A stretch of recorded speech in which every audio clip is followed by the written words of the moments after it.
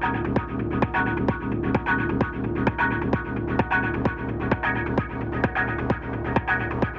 systems nominal.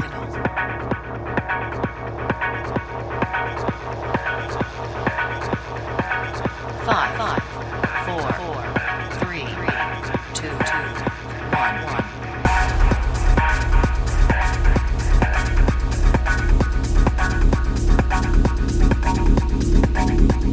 Signal array locked. Packet 6 confirmed. Welcome all. You're watching the Konotop Deep Space Signal Relay.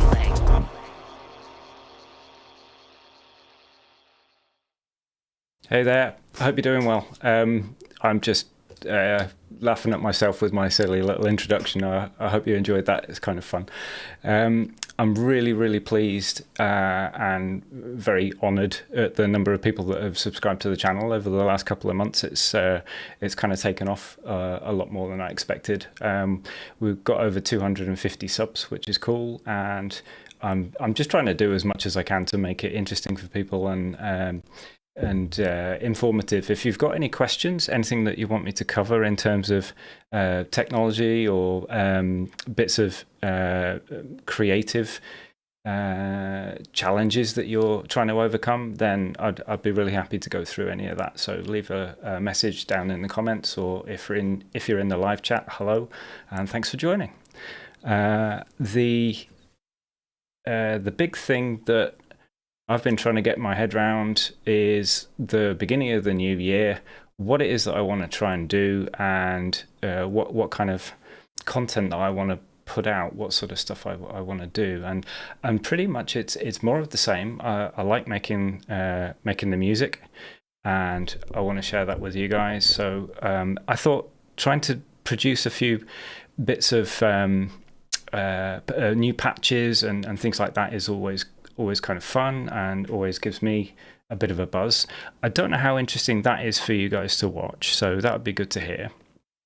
But also running through just the process of creating a live jam and improvising and what you can do to set yourself up for success for a live jam, I think is probably one of those things that I've found the most interesting, and what gives me a kick, really, when I see other people perhaps struggling with that or doing things in a different way.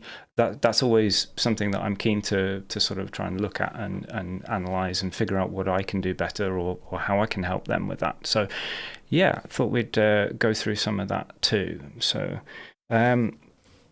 the first thing was Peter T, I can't remember his full name, in the last live stream that I did. He asked me a bit about the RC202 looper, so I thought I'd start with that, really, because that's not a piece of kit that I've seen many people using. There's a bigger version, the RC505, but the 202 is a bit of a different animal, I think. So I'll switch over to my sort of full setup here.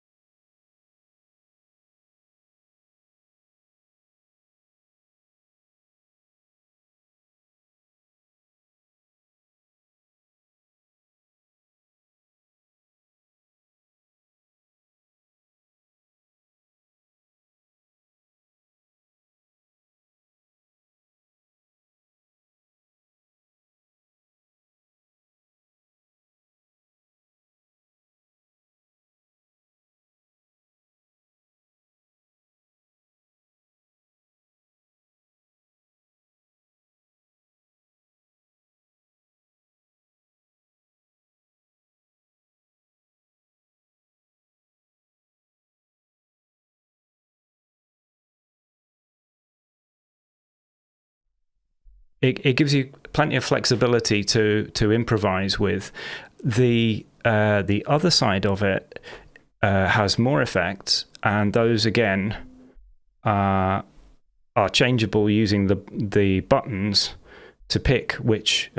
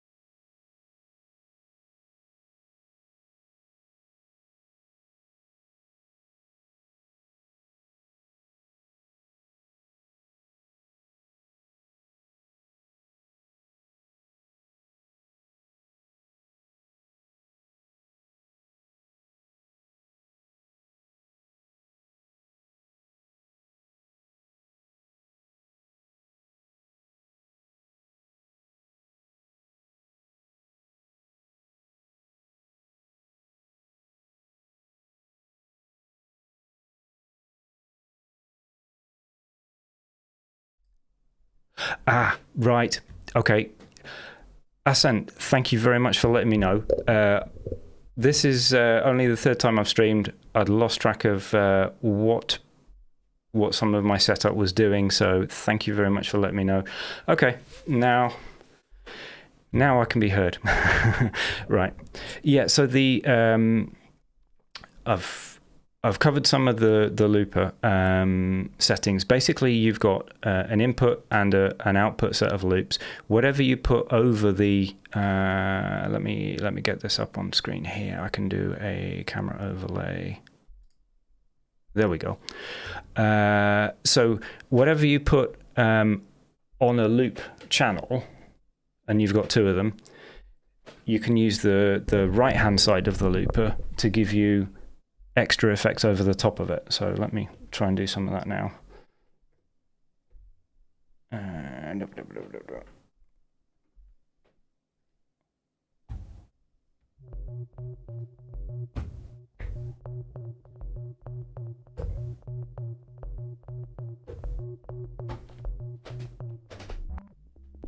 Okay, so here's a crazy one.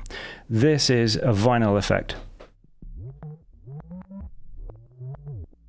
Not much use unless you're trying to do scratch mixes and stuff, or really weird ambient, I guess. But there wasn't anything else that I could find that worked on that button particularly well, so I just left it on there.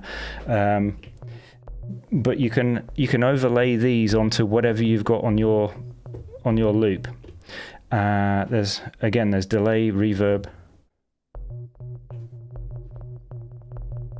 and the larger dial that I've just been playing with there, that affects the amount of the effect that you're putting on there. So reverb, quite minimal,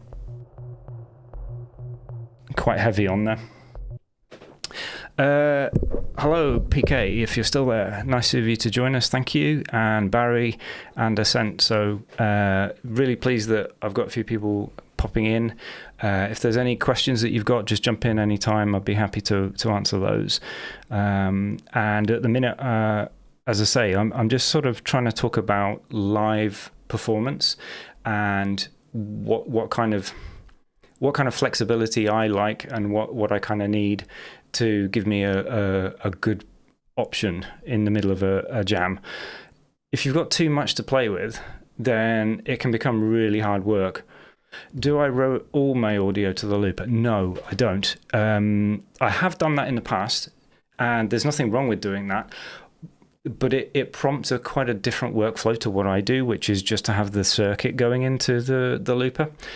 If you've got your full mix going through there, then if you imagine kick drum, hi-hats, crash cymbal, ride cymbal, whatever, as well as all the synths, as soon as you create a loop, if you've got even a slight misalignment between the beginning of a kick drum that's playing live and the beginning of a kick drum that's playing through the loop, it starts to really kind of flam and sound a bit doubled up, which gives you a bit of a nasty, like an echo effect.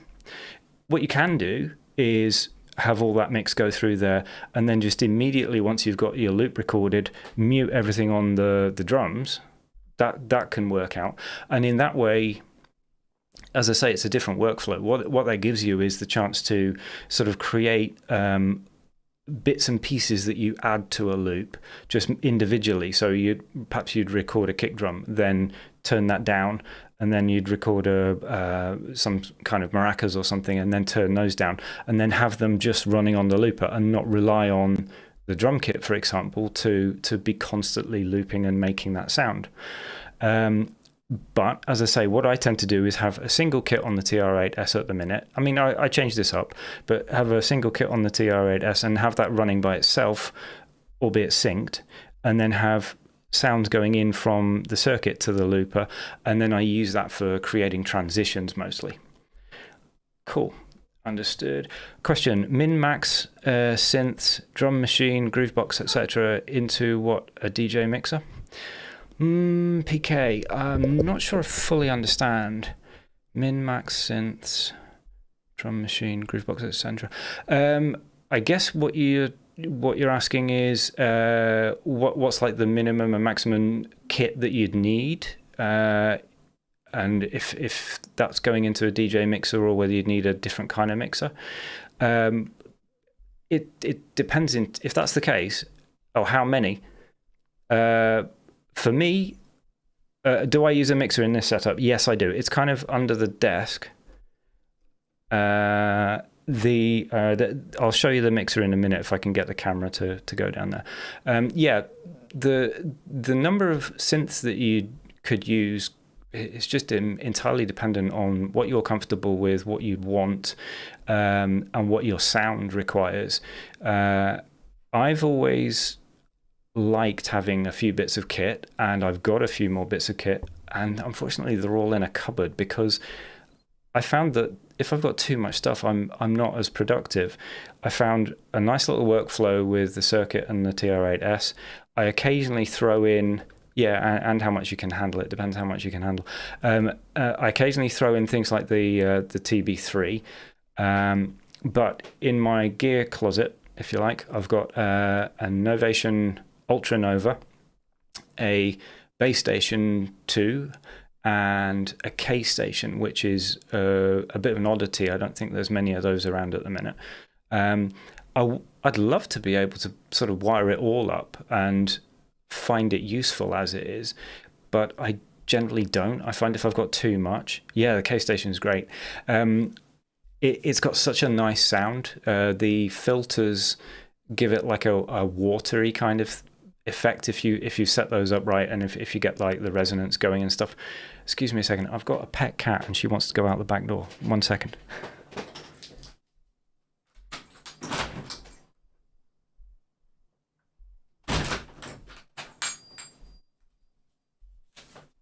It's quite weird that on the space station letting the cat out. She goes out the airlock.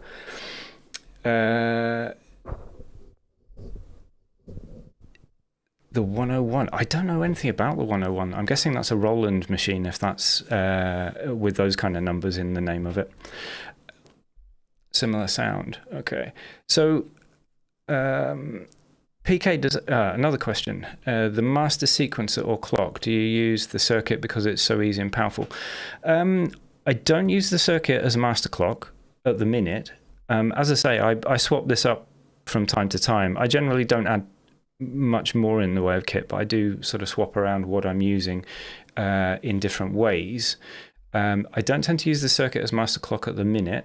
As I say, I've got the looper as master clock, and the other times that I've sort of swapped it around, I've used the TR-8S generally as master clock. It doesn't really matter too much what's running, all the MIDI clock. It doesn't matter too much as long as everything stays in sync, really. the looper can struggle if it's a slave rather than a master, particularly if you want to change tempos. It it can slip, and then your loops go really funny. So that's generally not such a good idea. But yeah, I mean the TR-8S gives a pretty stable output, so that tends to be a good one to use as well as master. But the circuit is really easy and powerful. I mean, you can change up all sorts of stuff. You hit your tempo button and then just I'm trying to remember which dial it is. I think it's probably that one there. So yeah, it gives you an awful lot of options. Yeah,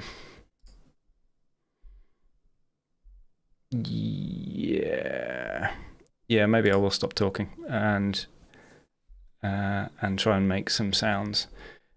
TR is a real weapon. Yeah, SN definitely. I kind of slept on it when I got it to start with. I used it as an XOX drum kit. Like I put it in the TR-808 settings and then just played with it and just used it as it was. But quickly realized that the sound engine on it is amazing. And then with the editor that came out, the software editor, it was like, blew me away. So yeah, I use that a lot. So any other questions at the minute before I start making some sounds?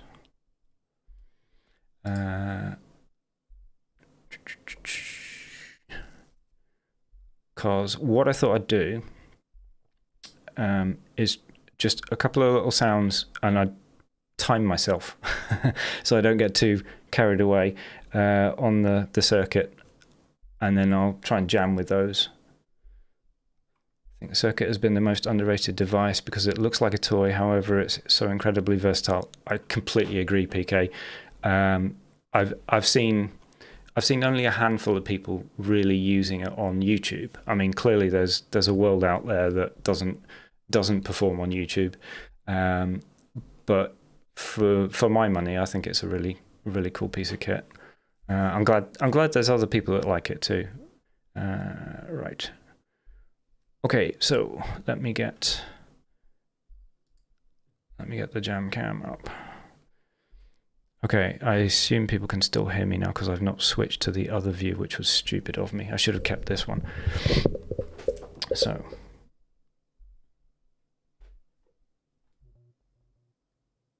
let's go to a new session,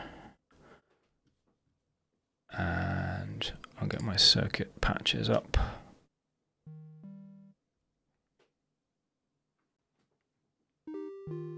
Okay, so I've got synth 1 that I can edit with. Let me get I've made a mistake. I've got my chat behind my face, which is no good for you guys. Let's get that up there. There we go. That's better. So I'll just run through a very quick way of setting up sounds that I tend to fall back on unless I've got an idea that I start out with. So let's do a little timer for myself.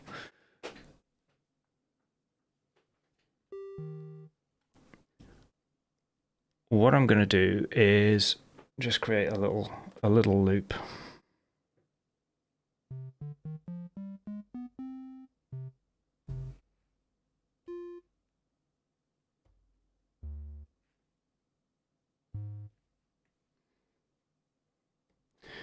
I tend to like quite short loops for bass lines.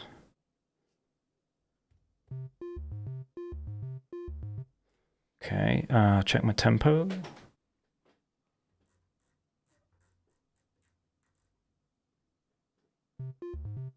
There we go. What's the circuit editor there? This is the software editor for the circuit. Have you not seen that before, PK? Because as far as I'm concerned, this is a must-have. If you've not seen the circuit editor, this is the Novation Components software, and it's basically gives you full access to the sound engines inside. So yeah, if that's new to you, just give me a shout and I'll break down other bits and pieces as we go through them. But you've got two oscillators here. And first one here's got a triangle wave. I'm going to change that for a square wave to start with. And we've got a filter set up on this dial number 5, macro 5.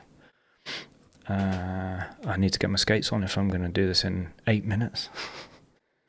And let's add something on oscillator 2. Digital vocal maybe.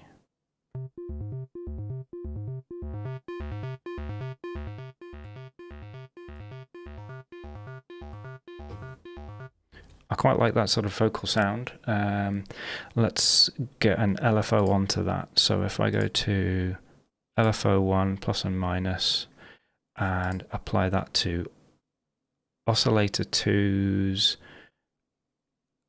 where is it? Pulse width.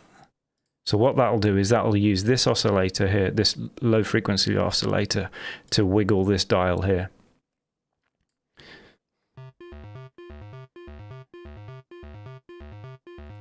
And then we increase the amount. Okay. I'm going to move over to the other synth now. And we'll go synth 2. Just hit save. You have the online one, however, didn't realize you can use it in real time. I thought you uploaded presets to make on the editor. Yeah, no, it's like using a VST in some ways, if you know what I mean by that. That's an editor that you can edit live. I've got a USB connector into here, and if you look at the macro controls, macro control 5, for example, I'm wiggling that on the dial. That shows up on the screen as well. Excuse me. So yeah, that's a really cool piece of kit. If you can face sitting in front of the computer with the circuit, or with the TR8S, both the editors will react in can't get my words out. They react in real time. So that's really cool, and I love it. So synth 2, what are we going to do with that? Let's go full on strings.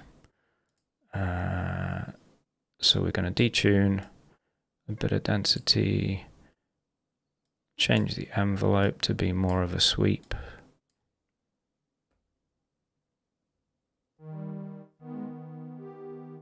Okay. And again, I'll do an LFO on the position of the waveform. So LFO, move that up. And we're going to wiggle the index value. What am I doing? Pulse width index. There we go.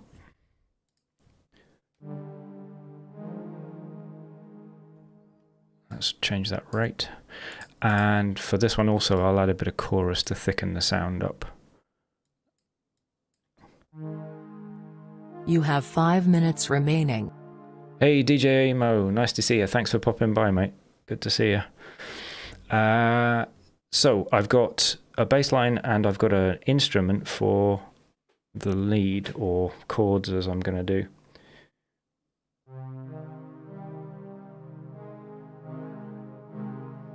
Let's do that on that note. Now this is where it gets a bit filly.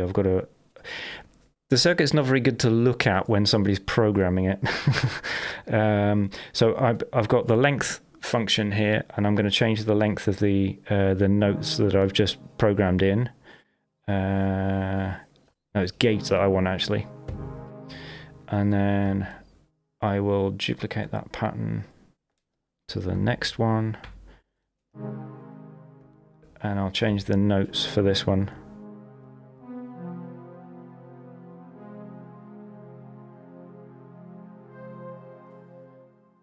And let's do another couple of chords.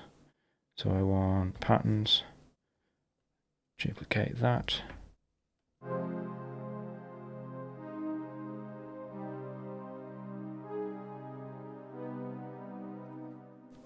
And one more. Patterns. It is like programming a pocket calculator on this.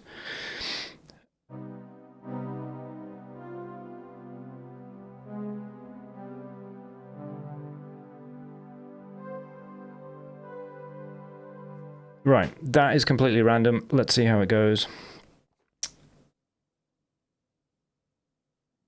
So we'll go back to there.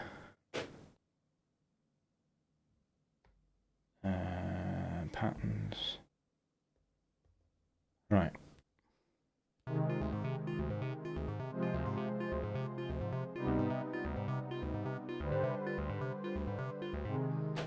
Nearly. That last pattern's not great.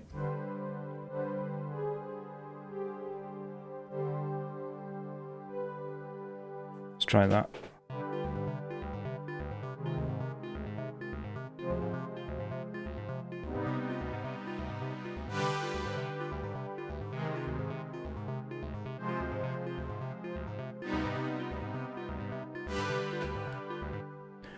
Okay, that kind of worked out.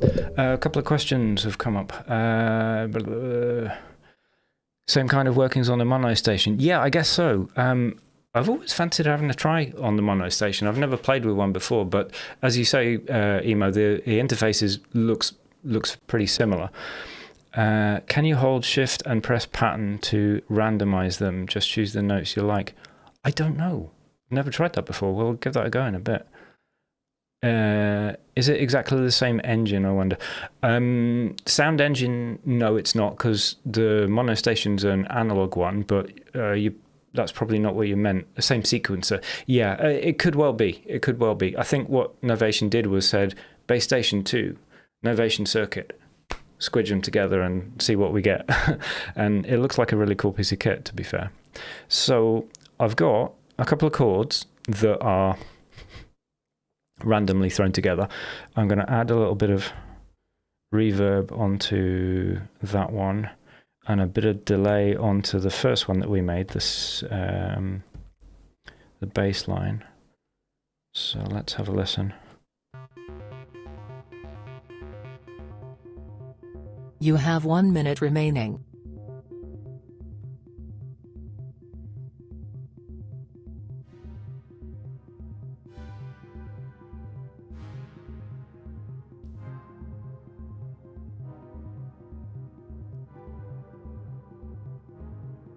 Okay, not terrible. And then if I take one of those patterns from my chord structure that I created, this is just taking one of those and then plonking it somewhere else, and then I can use that as like my default kind of,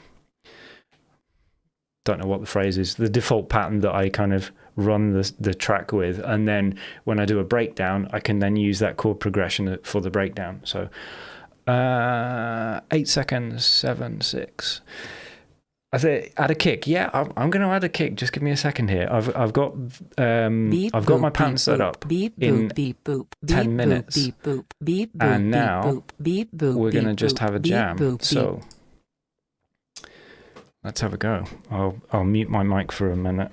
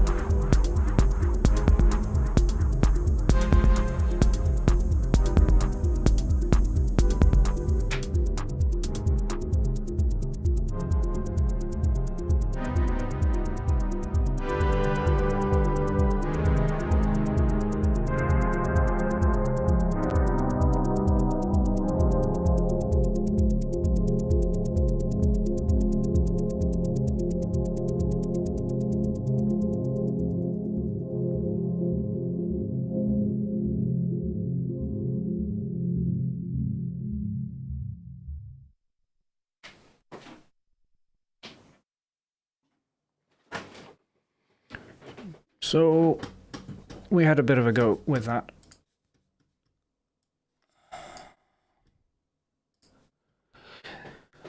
Yeah, kind of 90s vibes.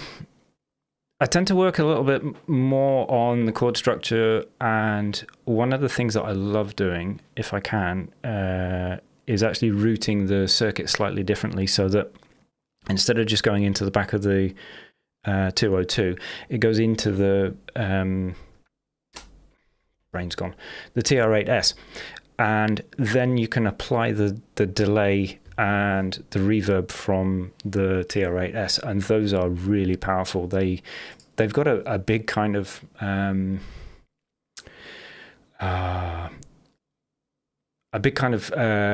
expanse to the sound. So Emo picked up myself a new dynamic mic because the condenser was just overkill. What did you get? What kind of mic did you get? The pod mic that I've got here is brill. I've really enjoyed it, but it does require probably something more powerful in the way of an audio booster than my mixer desk alone will allow. There's a thing called a cloud lifter, which is like 150 quid or something, which is a bit steep for me. I'm probably going to just get a substitute called a FET head, which is like, I think 100. So, but not just yet. My my budget's not going to allow that yet. Have you sidechained the kick drum to that external coming? I do usually. As I say, what I've done today is I've got the circuit just going in directly into the 202. If I have it going into the TR8S, then yes, you can do that. You can use the kick to sidechain whatever's going in. In fact, I'll jump over and show, if people are interested, I can show you that. I guess the TR8S means you don't require other reverb delay pedals. That's a pretty good point. Yeah, I mean, I like the sound of the reverb and delay so much on the TR8S that when I have used other pedals, because I've got two, I've got a tape delay effect pedal, and I've got a Zoom multi-effects pedal. And when I plugged those in alongside other stuff, it kind of didn't sound as good as the TR8S. I was thinking, that's a shame. Yeah, the TR8S unit has got some really great sounds in. The probability, yeah, Emo, I've never used that yet. I've just had so many other things that I've been playing with. I've not got onto the probability. I think for a live set, yeah, that'd be really cool, to set up a few patterns that you kind of switch to, and then have the TRS doing its own thing while you're running another bit of kit, and have it create all that randomness and that kind of background interest that otherwise would take a load of hands and a load of messing about with. If I flick over to the TR8S editor, I'll show you the kit that I'm using at the minute. PK, would you like to hear my music? Yeah, of course, mate. Yeah, of course. Pop a link in the chat to your channel, and I'm sure I'd be keen to have a look as well. Don't forget to subscribe if you're not subscribed, because that helps more people get exposed to the channel. If you're okay to do that, that'd be much appreciated. So yeah, the TR8S at the minute, I've got, let me turn everything else down. Bog standard kick drum, really, with just the attack on there. On this channel, this is a bit different. This is what is it? It's one of the FM sounds. Let me jump to that. This I really recommend if you've not tried it before, is to create an FM sound. Where are we? Instrument. An FM sound which has a pitch envelope that you can edit manually. I did try doing something similar with the overall kit LFO, but I found that was a bit limiting. But if I change this dial here, it changes the pitch envelope, which allows you to kind of create sort of quite nice sub bass lines.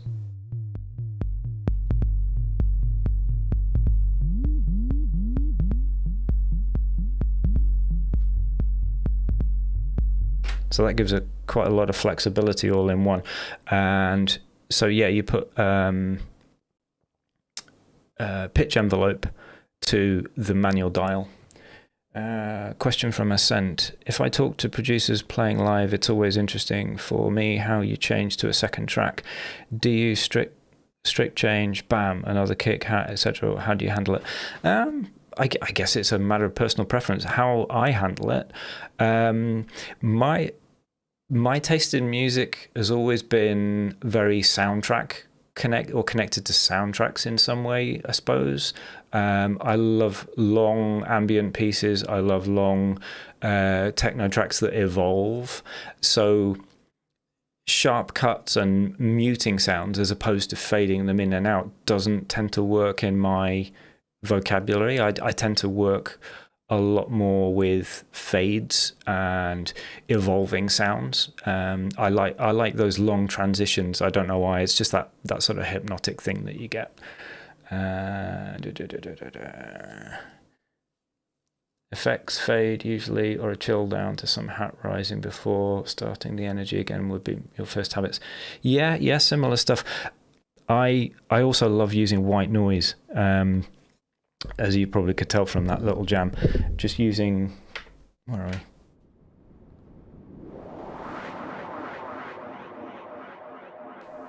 Great, just does it for a transition or the end of a bar or the end of a sequence. You can just fling something like that on and then just have it wash over everything and then boom, into the next bit. So that's one thing that I rely on a lot is white noise. Transitions to other tracks, you can create a story, I think, with that kind of performance. This is the kind of conversation that I love having, so I'm really pleased that we got onto this kind of topic.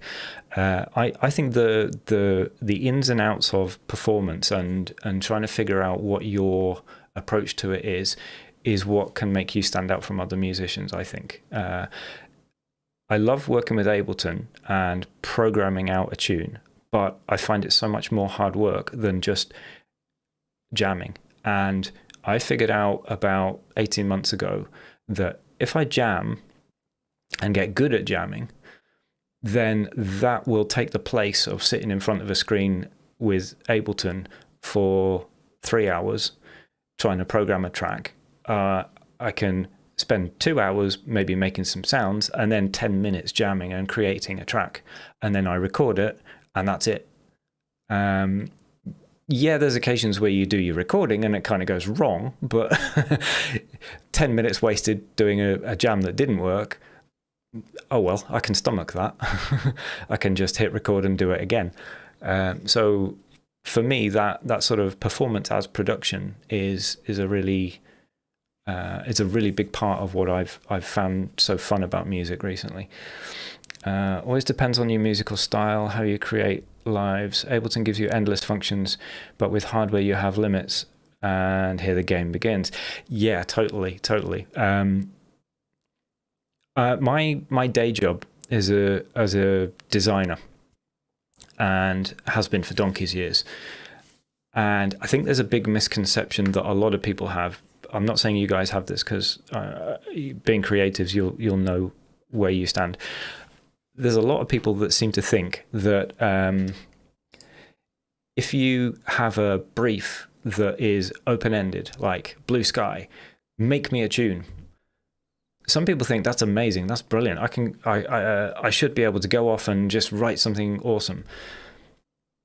Most people that I've come across, myself included, if they're given a brief like that, it's like, well, how long does the piece need to be? Does it have to be loud? Does it have to be fast? Does it have to be emotional or robotic?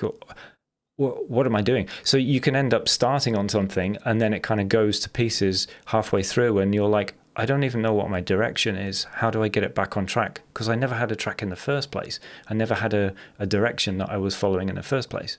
I was just going with what sounded good. Whereas as a commercial designer and as somebody who jams about with this kind of stuff, the tighter the brief I've got, often the more creative I can get, because it forces me to fulfill certain criteria. If somebody says, let's make a piece of music, you've got a day in which to do it. It's got to be 3 minutes long. It's got to have an upbeat and punchy feel to it, and maybe a breakdown in the middle. It's like, I can work with that. Your producer, Emo, my producer friend, is very good and very critical, and I defo recognize the difference in folks easy nowadays. Yeah, for sure. Sometimes you wasn't recording and losing track of a recording halfway through, and just realizing that you didn't have the recording running. That's frustrating as hell, but it happens. The big point for me that's made dealing with that easier is not being so precious about stuff. It's very difficult when you hear something that you've just made and you then realize that you haven't recorded it. But maybe in hindsight, it wouldn't have been as good as you first thought anyway. That's what I find. I've got really blasé about music to some extent. If I make something and it's recorded, great, I'll stick it up online. If it's not, oh well, never mind, I'll try again tomorrow. And live streaming is even more of a throwaway thing in some ways, because I could sit in front of you guys and create some sounds, and then at the end of it, everybody goes, no, that one was shit. In which case it's like, oh well, I've just shown off my process and it didn't work this time. Never mind. I can cope with that. I'm not perfect. So, we've been going, how long have we been streaming for? If you want to hit like buttons and subscribe buttons, that would be much appreciated. 9:30, what are we? Nearly 10 to, gosh, nearly an hour's gone past already. This has been fun so far. I wasn't intending to stream for very long, but yeah, great, it's good. So while I've got this in forefront of my mind, I would like to say big thank you to all of you guys for dropping into the chat. I'll also do some shout outs to some new subscribers on the channel as well. Hush416, Marcus Lott, I think you'd say Saigan, Ralph May, and Thies Schruten, The Fly America, Tuna. I'm not even going to try and say that surname. I'm sorry, I can't pronounce that. I'm going to try and say it. Aydin Leoglu. Those are all people that have subscribed within the last couple of weeks or so much appreciated. Thank you very much. And the cat's come back in from her spacewalk, just for one moment.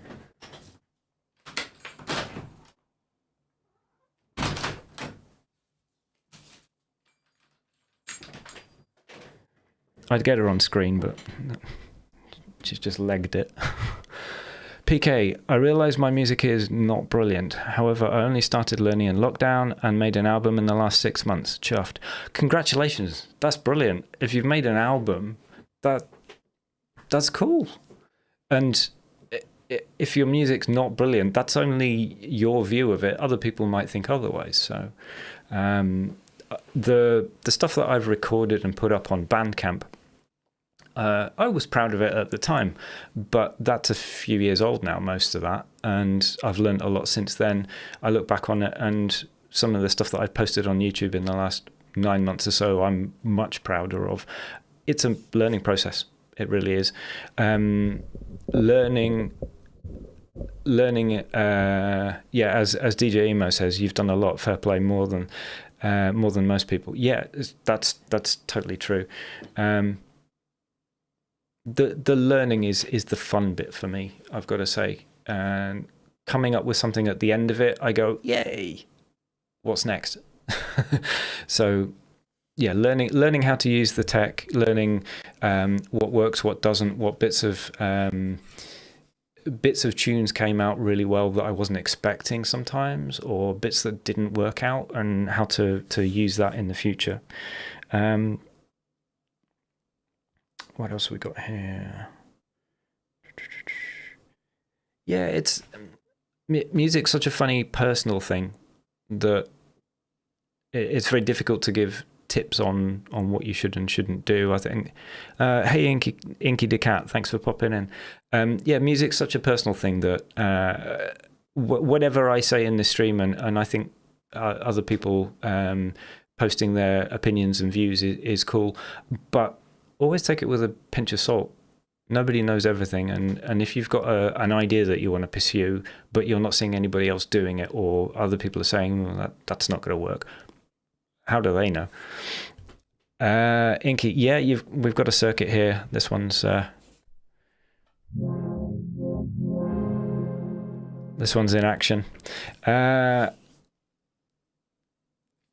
Right, what should we do?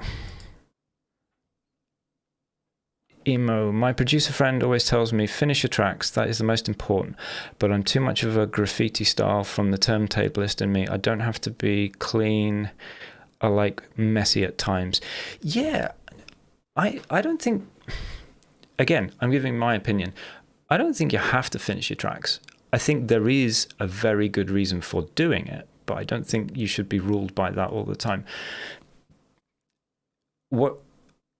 Okay, I will give you my lowdown. What I would suggest, if you are at a point where you feel like you want to up your game, and if maybe you've just been starting out for the first few months,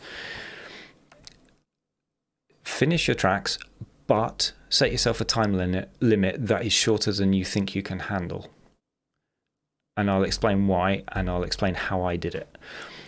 I did 2 music challenges in the last couple of years, and they were ones that I designed for myself. I set them up myself. I did an ambient track every day in the month of November, and I called that Novembiant. And I did it with one piece of kit on each day. I used the Novation K Station. I sat there in an armchair with this thing plugged in and a little Zoom recorder, and I just went, let's make some sounds. And I came up with sounds after about 20 minutes that I liked, or chords that I liked. I hit the record on the Zoom, and that was the finished track. I maybe did a little bit of compression or a bit of EQing once I'd got the recording, but that was it. That was the track. And I did that in November about 3 or 4 years ago. And then in September of last year, I did Septechno, an individual track every day in September. What I'm trying to get at is, yes, finish your tracks, but make sure you do it fast, because the speed is what gives you, the access to getting your idea down properly, rather than getting an idea, finding that you've perhaps lost interest in it after 3 or 4 hours, or a day or 2 days, and then scrapping it or going off in another direction. Get that one idea out and make sure that you use it and plug it into the software or the hardware and run with it. The other reason for doing it fast and finishing your track is that gives you practice at the whole process of idea generation, implementation, and then production, and then release. So the speed is the bit that will help you nail it, because you'll learn your kit better, you'll learn your process. Even when you don't even know you've got a process, you'll find you've got one. And you'll have something to show for it as well. So I hesitate to say this for everybody, but for me, I found that making a track every day in September, or trying to, was major boost to me, because I had a bunch of stuff that I could say, hey, I finished this, and show it off. And also it helped me sort of figure out where I could save time, because if I did something that was quick yesterday, it's like, oh, I could do that again today. So okay, depends what you mean by finish your tracks. I spent days mastering stuff, never published. Yeah, I don't master anything. at this point. I mean, somebody might turn around and say, "Yeah, I know, Mike, it sounds ropey," but I'm pleased with what I'm doing, and I'm getting a few people that seem to like it. I EQ and shape the sound as I'm doing it, and then I record it live as a jam, and that's that. And then I move on to the next thing.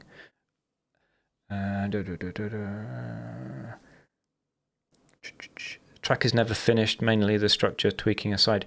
Yeah, if you've got a DAW and that's the sort of thing that you're working in, it's very easy to go back and edit something, particularly if you're working in MIDI. And I always used to work in MIDI rather than audio. Yeah, nothing's ever finished in that case until you just turn around one day and say, sod it, I'm sending that one out.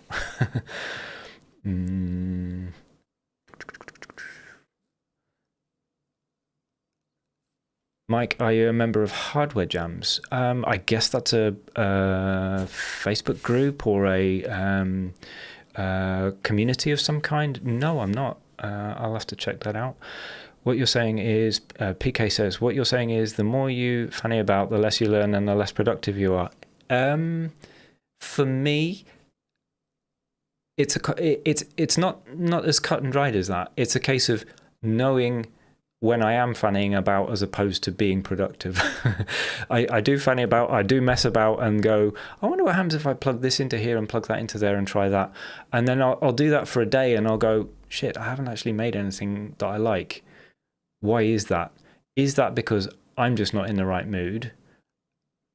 90% of the time it's not. It's because I've been messing about, as opposed to going, I've got some things that work. I'm not going to mess with them too much. How about if I make my idea the thing that I try and mess with? I think that tends to be what I would fall back on as my biggest learning over the last year or so, is figure out which bits of my process and my setup are concrete to allow me to then delve deep into the workflow and the ideas that are definitely not concrete. Those are the things that I want to evolve and change. If you try and change, excuse me, if you try and change everything, you're setting yourself up for disaster. Mike, yes, Facebook group that every weekend there's a friendly challenge that you must make a jam for. It gets you doing stuff. Yeah, that's a great idea, and you're part of that process. Great stuff, Inky. Yeah, I'll check in on that. I'm not a big Facebook user, but I'll certainly take a look. I was just flowing through an idea in my head of something that I have touched on before. What if you find that you're getting lost and you've created a bunch of tracks and then suddenly you've hit a lull because you've tried something new and you're getting disappointed with it? Figure out what it is that you changed that isn't working and perhaps go back on that. Maybe that's something that you don't want to do. Okay, I'm going to start drawing to a close. As I say, I didn't expect to have so many great questions and so many people pop in, so I'm really pleased that it's taken off like that. Don't forget to like and subscribe if you get a chance to do that. That'd be cool. Inky says, that's why you went to hardware and never finished stuff on the computer. Yeah, exactly. Sorry, my voice is going. Yeah, that's exactly the situation I was in. I had Ableton with a bunch of plugins, MIDI controllers, and I started to get a workflow that was good, but then I would record stuff and then I'd go back and edit it, and then I got lost in the whole mastering thing, trying to learn how to do that, and then I would record something, I would stick it on Bandcamp, and then nothing happened. And then I realized something that I think I'll touch on in another video or another conversation soon, which is that recorded music, I think, is just getting lost because there's so much of it. I think live music is so much more accessible, interesting, and compelling. It's got such a big sort of future. So for me, I thought if I can somehow use my skills to do live stuff, then that's going to be easier to stand out. Or it's going to stand out easier. PK, great live stream. Thank you very much. I appreciate that. That means an awful lot. As I say, this is only the 4th time I've done this, but I will be doing more because I've enjoyed it, and it seems like other people are latching onto that too. So, Inky, PK, Emo, Barry, Ascent, all you guys, thank you very much for popping in. I will catch up with you soon. I'll send another video out soon if I get a chance to record something too. So take care. I'll see you later.